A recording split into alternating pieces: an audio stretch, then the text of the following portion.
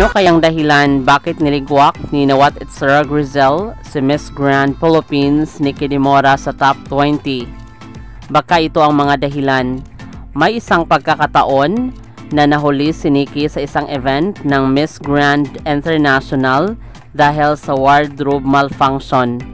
Ayaw pa naman ni Nawat na may late sa event niya. Sunod, baka isa sa pinagbabatayan ng organization ang edad ni Nikki Dimora na kung saan napakabata pa at may chance pa siyang sumali sa ibang pageant, either national or international beauty pageant. Pangatlo, ang tangkad niya.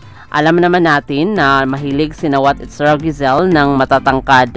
Mas pinipili niya ang mga matatangkad na kandidata na mananalo. At finally, masyadong na-overhype ang ating Reyna. Baka ayaw ni Nawat Itzara Grizel na pangungunahan siya sa resulta ng kanyang pageant. Sa inyong palagay, ano kayang ibang dahilan bakit niligwak ni Nawat Itzara Grizel si Miss Grand Philippines? Maraming salamat sa panonood. Para maging updated ka, huwag kalimutang mag-subscribe.